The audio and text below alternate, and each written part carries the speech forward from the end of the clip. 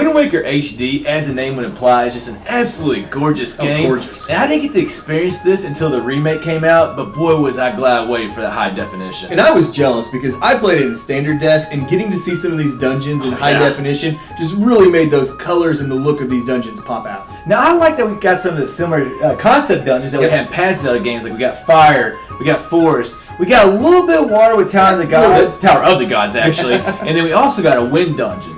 We decided to go ahead and include the Forsaken Fortress and Ganon's Tower in our rankings. They don't really follow the traditional like dungeon layout, but they were like big enough and significant enough. They deserve to be on this ranking. They were good enough to be on this ranking. Now remember, this is just our opinion. Like we're not right or wrong. No. You're not right or wrong. It's just for fun. I can tell some of you all right off the bat that you're not going to be happy. Just a few. With number 7. There's going to be quite a few that are not going to be happy with number 7. With that, this is our Wind Waker HD dungeon ranking. Let's go to the video.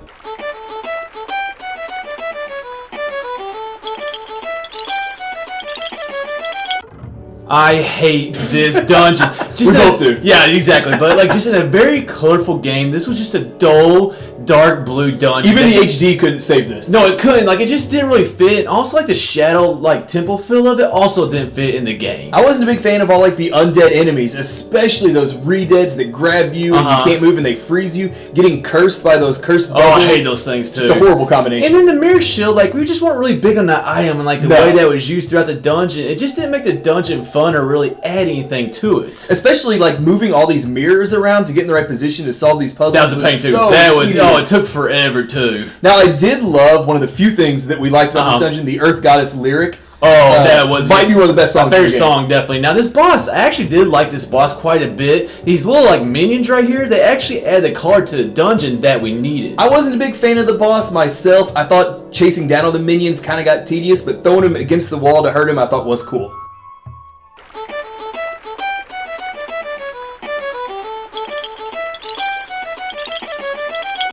This dungeon suffered in our rankings a little bit because you had to do the first part without your freaking sword. And I hated going in stealth mode because I have no patience whatsoever, so it just was not fun for me. I mean, like you, I'm a little bit of a balls to the walls player as well, but I actually didn't mind the stealth because it was something different at least in this game. And kind of going back to the Earth Temple, like I didn't like how dark this was, both with the walls and then later on Phantom Ganon, like the whole outside sky is dark all the time. Although getting to see Phantom Ganon again was kind of cool. I agree with you. I'm pretty sure we haven't seen him since way back in Ocarina of Time. Agreed. Now the Skull Hammer we do get from him though, I thought was a very an awesome weapon. It was so fun to use. It looks great too. I mean, just look at that thing. Now, how about walking up though the whole Forsaken Fortress? That was also a very good part of the dungeon. Especially when you've got the Helmarot King trying to take you out all the way up and it's collapsing around you. I really love this enemy right here and just like being able to use like the hammer against this like enemy and be able to smash an enemy's face in. I thought it was just very fun. Especially after he pestered us the entire first part of the fight.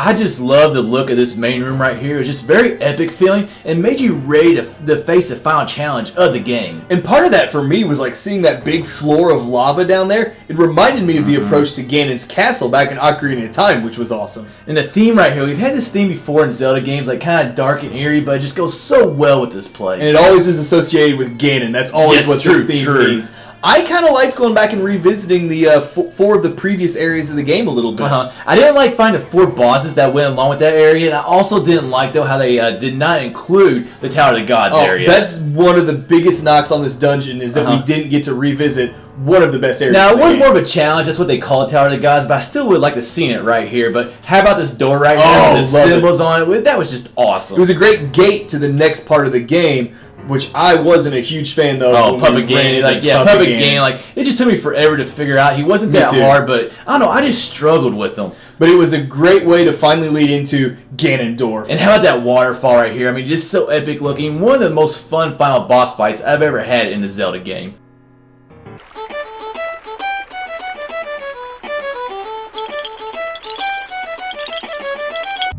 It's not very often that we rank the first dungeon of a game as highly as this, but Dragon Roost Cavern really kind of nailed and set the tone for the entire game. I think this is actually the highest we've ever had the first dungeon in any of our dungeon rankings. And I think what really jumped out right off the bat was how beautiful that lava looks in HD. What jumped out to me was actually going outside and just seeing, like, you know, the whole sea. It just looked absolutely gorgeous, and it was so contrasting from the inside fire area that we had. And I like seeing the dragon up at the top too. Like, the whole idea of us going through this dungeon was like, he was sick, and we were trying to get him feeling better, so it was cool to get to see our objective like that. And the grappling hook is the first time we got an item like this. I just love the way that was used, and just like kind of swaying back and forth over the lava. It just felt really, like, you know, dangerous. Especially in this boss fight, because we're swinging from the dragon's tail actually up above him, and just swaying back and forth over this giant boss in this lava pit looked great. Now I love how he actually used the dragon here to help us out during this boss fight. Just kind of like an added little element right there that you really didn't expect to get.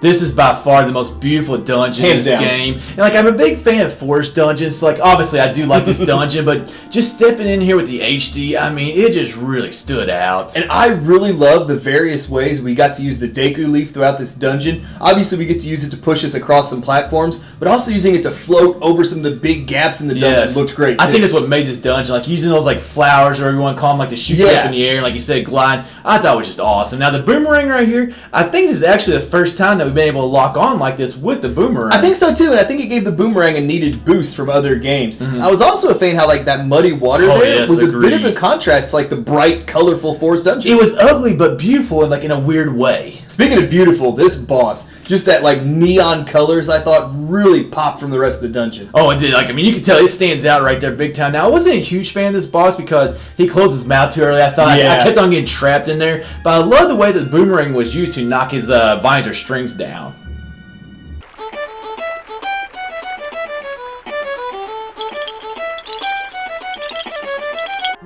Hick and I are always big fans of like new or different ideas in dungeons, and a wind-based temple was something we'd never really encountered in a 3D Zelda game before. I just love how they used like a combination of two weapons right here. Like, you had the Deku Leaf in the first part, and then later on we get the hook shot, and just how those were used together along with the wind concept. Well, the wind was used great, not just to like clear some platforms, or to like go from platform to platform, but it was also used to like change our elevate, like get to higher floors. I thought it was really well done. Now, I know I talk about the theme in almost every dungeon, but like the little flutes that was in this theme, I thought it just went so well with the dungeon. I was a big fan of the way Makar was used in this dungeon. I was a big fan of this room right here, like this main room right here, and the verticality of it. It's like one of my favorite parts in the whole game. Just using that Deku Leaf to ride all the way to the top of that huge vertical room looked great. Now the boss right here, he really didn't fit the dungeon, especially with the sand. I really don't know what that was about, but it was fun in a way, kind of pulling his tongue to you. It was, but at the end of the day, like you said, it just doesn't fit the rest of the dungeon.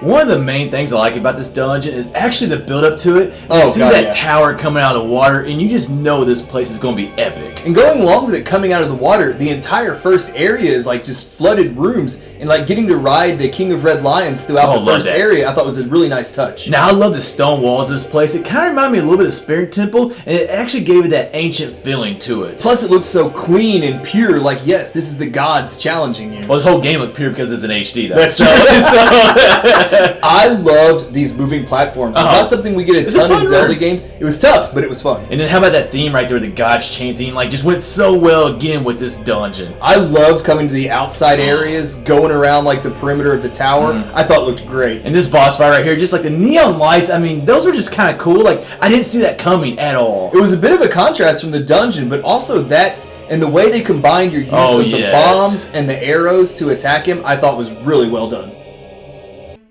Here are individual rankings. You can actually see that we had the last four exactly the same, and then 1 through 3 were got a little bit crazy. Even for being a little crazy though, our Tower of the Gods and Forbidden Woods rankings were very similar. It's the Wind Temple that really threw us off. You were a little higher on it than I was. And the fact that the rankings were actually that close made this a very easy ranking to put together, but it's a ranking that we're very happy with. Be sure to subscribe to our channel by clicking on the subscribe button. It will take you to our YouTube page where you'll see we post Zelda videos weekly. And give us a follow on Twitter where we talk about Zelda-related content every single day. If you click on the video on the left, you'll be taken to Hick's Top 10 Dungeon Ranking, and the video on the right will send you to our Twilight Princess Dungeon Ranking. Or click at the bottom to be taken to a playlist of all our ranking videos.